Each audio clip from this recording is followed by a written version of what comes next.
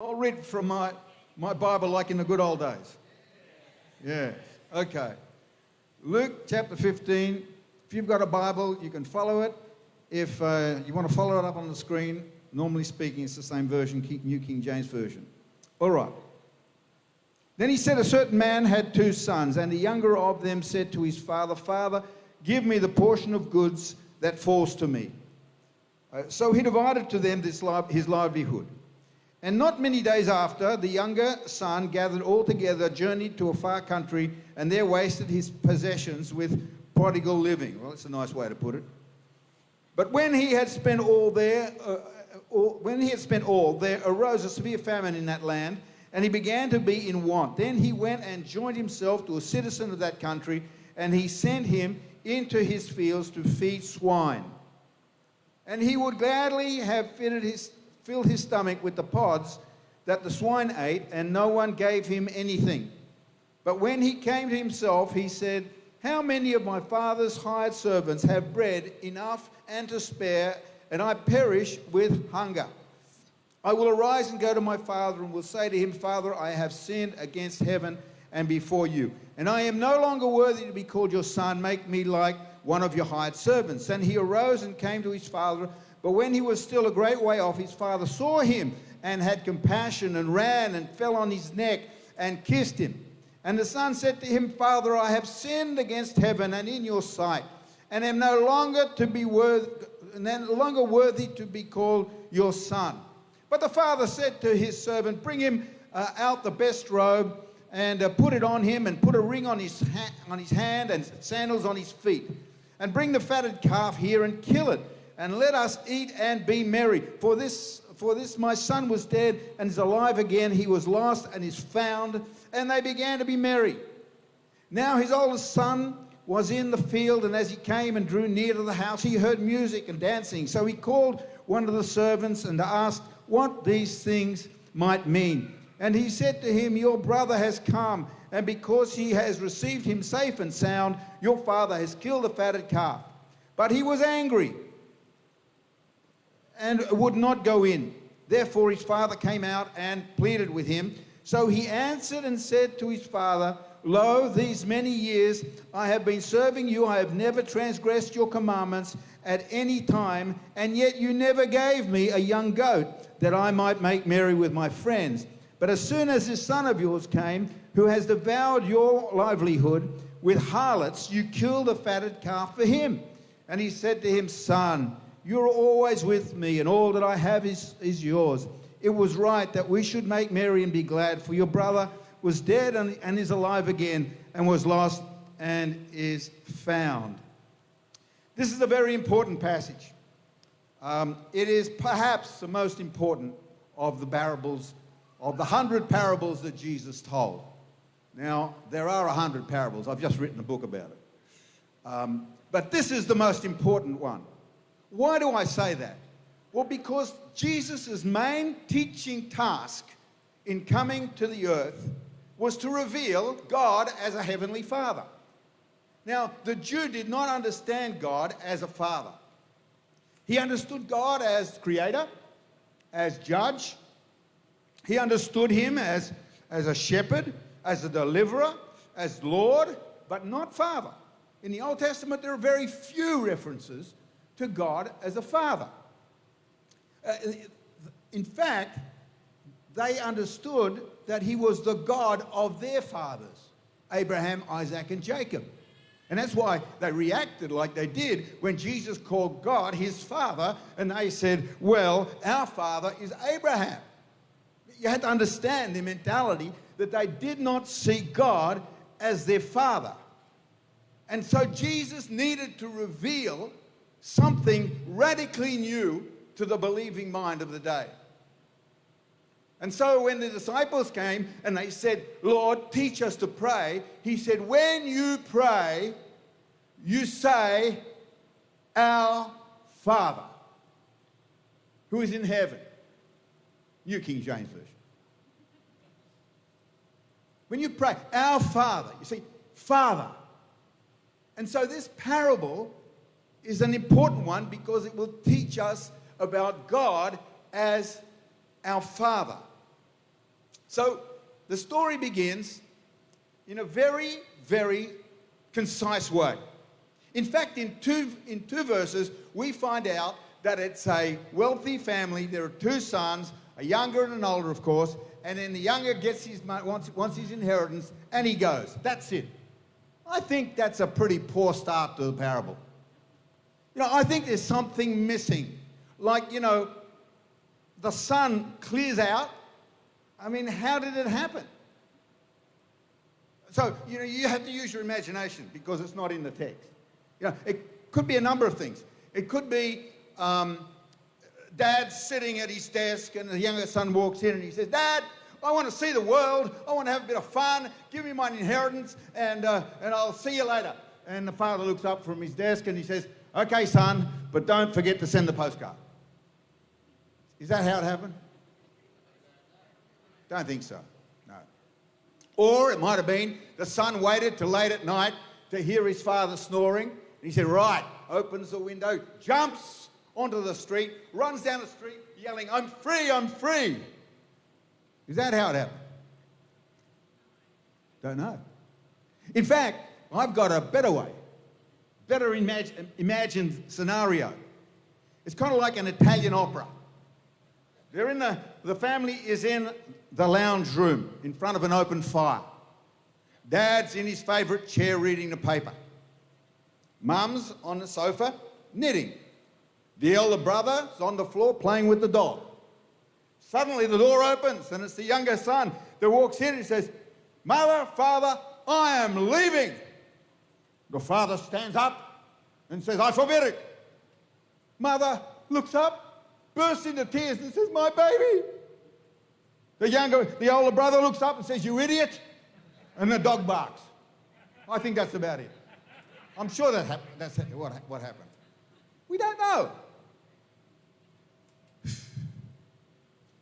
I wonder why. Because we get a lot of detail about how the father responded when the son came back, but we get nothing of the impact of the son leaving on the father. I wonder if it's not Jesus trying to shield the father's sorrow.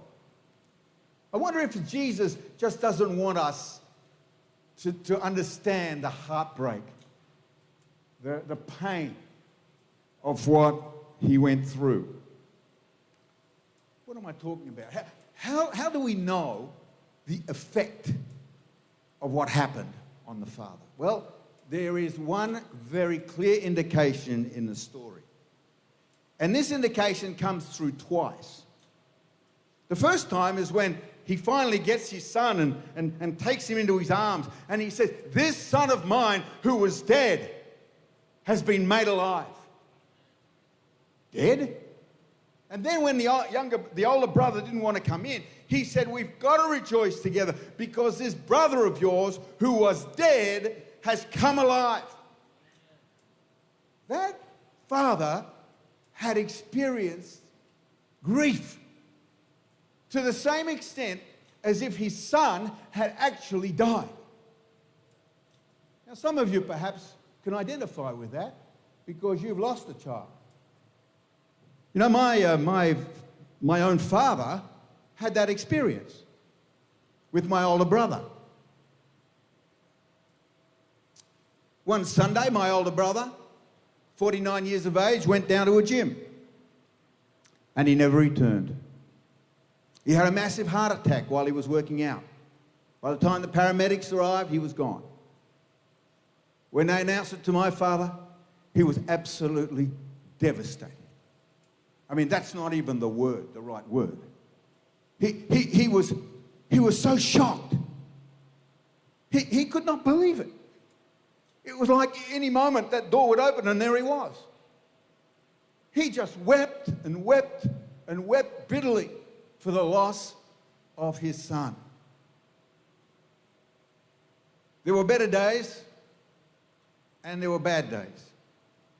On the bad days, he could talk about nothing but his son. What would help would be when we would tell stories and remember funny things and laugh about them, but very quickly the pain would come back. 3 years after his death, my father sent me an email. And in the email he said, it's been 3 years now and the pain is starting to subside, but I just still can't believe it. I can't believe it. You see, the loss of a son is devastating. And that's what this father experienced when his youngest son walked out of the family home. But Jesus wasn't letting on. There is one other thing that surprises me about this story and how the father would have felt. Oh, the father knew what the son was doing. Oh, he knew. Of course, the brother knew. So if the brother knew, the father knew.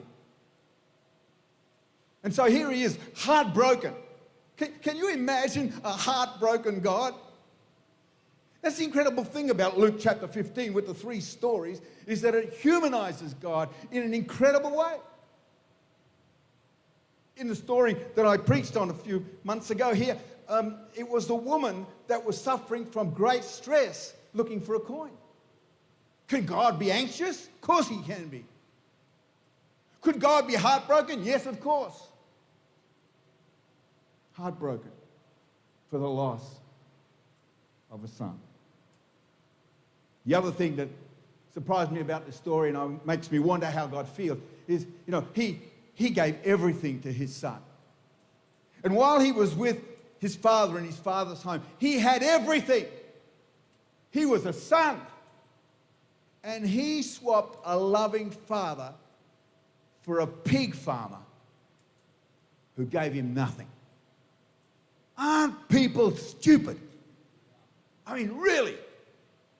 You've got everything there and you trade it in for something that'll take everything from you. And that's something I want to say to young people today. Look, as a pastor, I've had a Christian girl come to me and she says, I've really met a guy. Oh, really? Well, half of us on this planet are guys, so you're probably going to meet one, yep. And he's wonderful. And I love him. You love him? Oh, no. And then you meet him, and this guy's, man, he's a basket case. He's a lazy, irresponsible guy that you would never trust with anything, and she loves him. And you say, but why him? And she looks and she, oh, because he's cool. You know exactly. She marries the bloke. In 5 years' time, she will be abandoned. She will be beaten. She'll have a mountain of debts. But he's cool. How stupid can people be? This son swaps his heavenly father, his loving father, for a pig farmer. Young people, if you make that choice, you'll spend the rest of your life serving pigs. Sorry. That's the way it is with pig farmers. Yeah. And so that's the first bit of the story that I'm not really keen about. Then there's the second bit. It's when the son returns. Now, I understand that any father seeing his son return would be very pleased about that. I can understand that. But this is really over the top. I mean,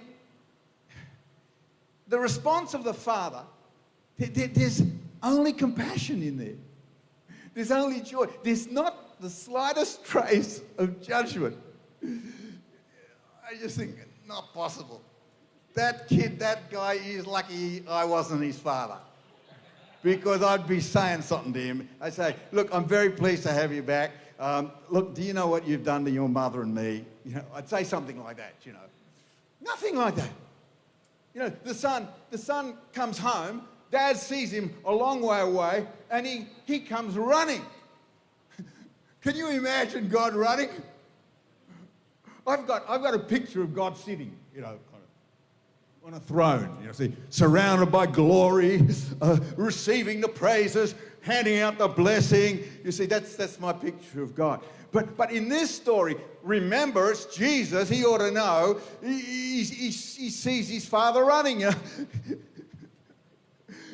I can imagine the kid walking up the road going, oh, the old man, how's he going to take this? I'm not looking forward to this. Oh, no, here he comes. He's running at me. Ah! And the father comes and he grabs him and he kisses him and he kisses him again, literally, and again. The kids go, I think, oh, no, Jesus, this story is just too much. It's too much. And then he says to the servant, bring the best robe, come on, put a ring on his finger, get him some new sandals, kill the fattened calf, get the musicians, we're going to dance. And all that before the end of the working day. Incredible. Say no. Listen, Luke, you heard it wrong. Or you're telling it wrong. That couldn't possibly have happened.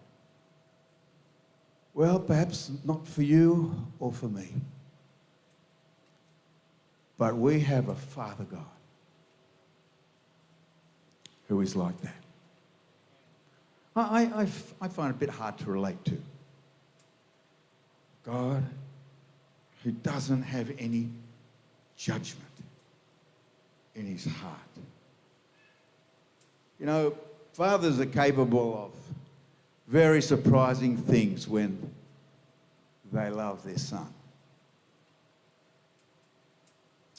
When I was pastoring our church in Paris, one of the young women of the church actually one day rang me up and she said, look, I've got a friend of mine and he needs to talk and can I bring him to see you? And I said, sure.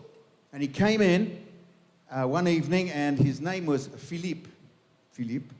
And he was about 25 and he was not a believer, although he came from a strong practicing Catholic family. He had dabbled a little bit with drugs, but he wasn't in any way a drug addict. And he had just been to India because he was searching, and there was a lot of talk of transcendental meditation at the time and Hinduism. And he had come back, and he was still full of questions. And so we talked. And that evening I spoke to him about Jesus and how he is the way, the truth, and the life, as we've heard today around communion. And his heart was just so ready, so touched. And that evening, I led him to the Lord in my office. Philippe was a serious-minded young man. And he would come every Tuesday and to the Bible study that I ran, and he'd be in church on the Sunday. And then one day he comes up to me and he says, well, look, Vince, I'd like to get baptized if I could. And I thought, fine. We'll just do the preparation and pick a date and away we go. And so that's what we did. We did the preparation. And about a week out from the baptism, I get this phone call from this man. Hello.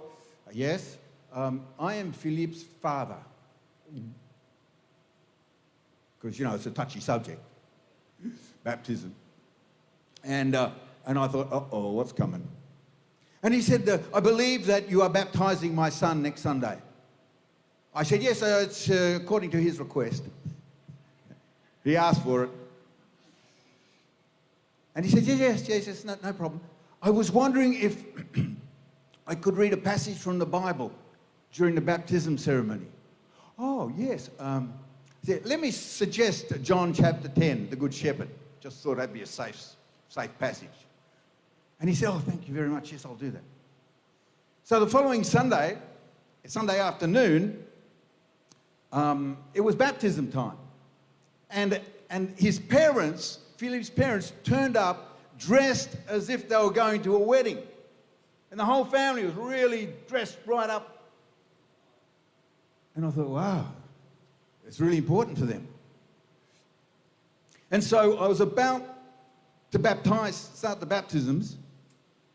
And I called Philip, and he came down into the water with me. We had a big tank. And the father came out of the crowd, and he went right up to the tank, and he said, Pastor, could I make a request? And I said, now? He said, yes, now. I said, well, what is it? And he said, well, could I baptize my son with you? I said, well, of course, but we don't have any clothes for you. He said, that's not a problem. He took his jacket off and jumped into the pool. And everybody clapped. And so there we were. We baptized him together, the father and me.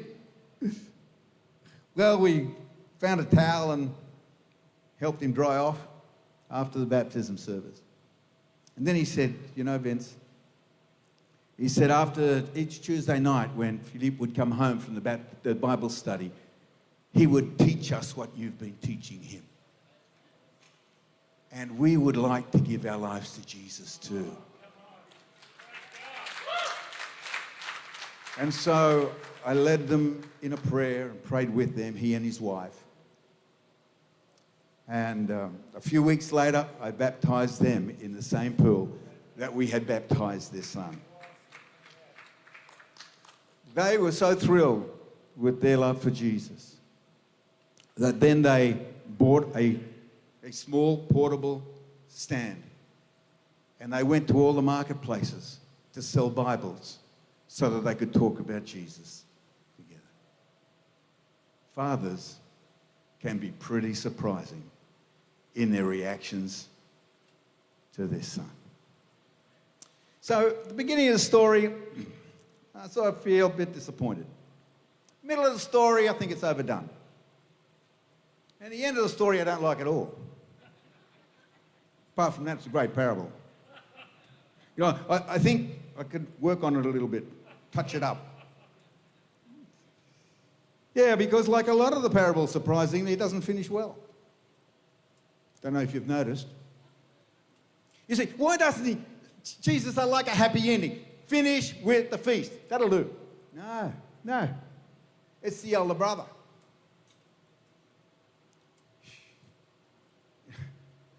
You know, that older brother is going to be in heaven, but I sure hope he changes before I get there. Because that's the sort of character I don't want to see up there.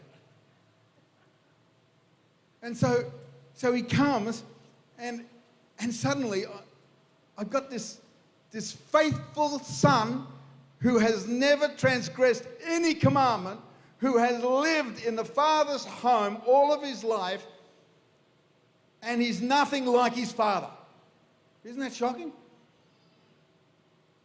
How can you be obedient, faithful, loyal, and yet have totally different reactions to the Father? He did not share his joy. He did not share his compassion. He was full of judgment against his brother, and he was full of criticism of his father. Faithful, obedient sons who live in the family, who have nothing of the Father's Spirit. Does that exist, folks? I think so. Jesus predicted it. When I see that, I think Jesus brought that in because he could see what was going to happen to people who call themselves Christians.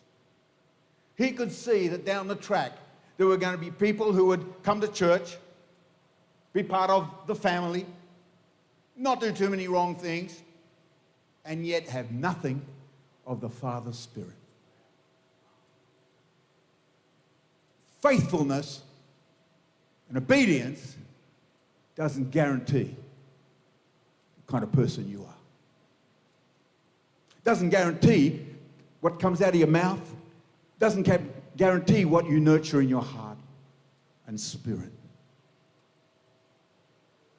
And when I see that, I say, God, I don't want to identify with the brother. I want to identify with the Father. What about you folks? Anybody else want to join me?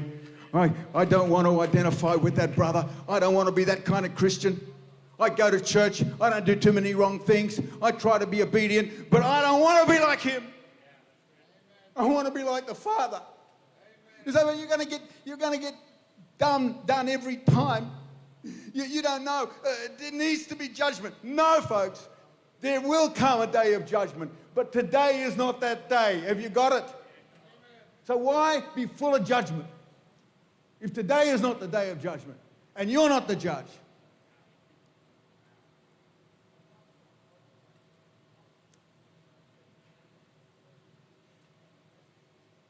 Being like the Father. In fact, Jesus was like the Father. He was a perfect reflection. And I want to be the perfect reflection. I'll never be the perfect reflection, but I'd like to be. I'd like to be everything that the Father is in that story. That's what I'd like to be. Did you notice that he didn't go running after the Son when he left? But when he started coming back, he ran towards him. You see, God will let you do anything. He'll let you do the most ridiculously stupid things and not run after you.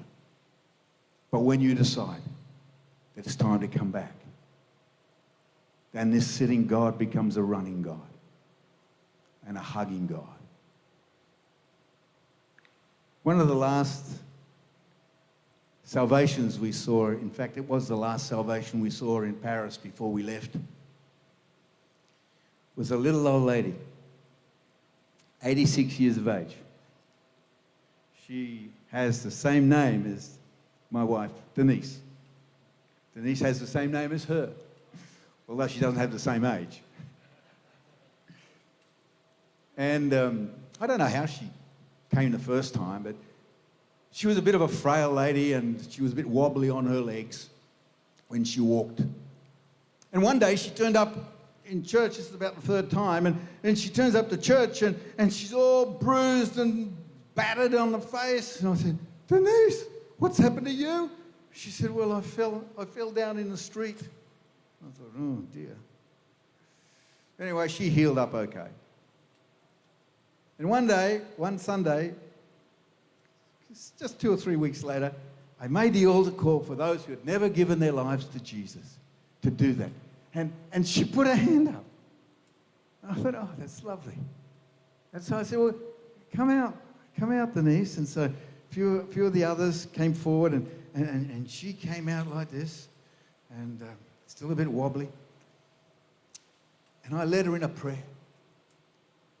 And as I had my arms around her, and I prayed, I could just imagine the Father excitedly running down the road towards her. And I called out in my heart, I said, Father, don't squeeze it too hard, she's frail.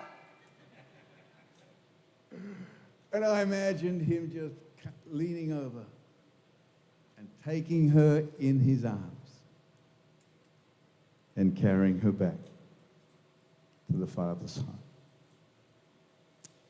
Oh, yeah, it's a beautiful story.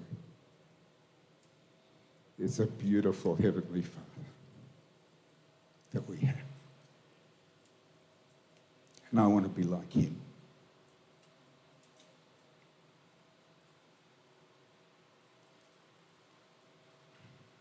I love some of the little old songs we used to sing. In the 70s, there was a couple of albums that was called To the Chief Musician. Does anybody remember that? To the Chief Musician. They have one song that just is the prayer in my heart. And I'd just like to sing it with you this morning. Just simple words. The greatest thing in all my life is knowing you. The greatest thing in all my life is knowing you, knowing you. The greatest thing in all my life is knowing you, knowing you. I want to know you more. I want to know you more. The greatest thing in all my life is knowing you. Would you sing it with me?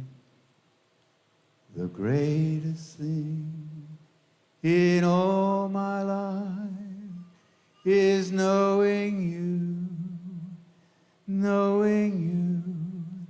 The greatest thing in all my life is knowing you, knowing you. I want to know you more. I want to know you more. The greatest thing in all my life is knowing you, loving you. The greatest thing in all my life is loving you, loving you. The greatest thing in all my life is loving you, loving you. I want to love you more. I want to love you more.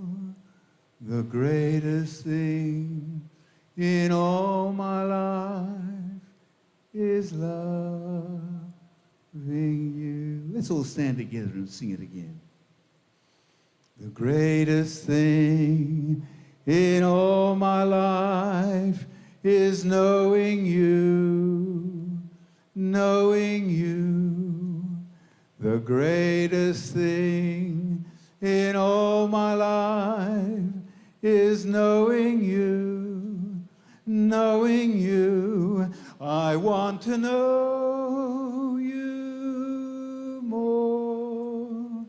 I want to know you more. The greatest thing in all my life is knowing you, loving you. The greatest thing in all my life is loving you, loving you. The greatest thing in all my life is loving you, loving you. I want to love you more. I want to love you more. The greatest thing in all my life is loving you.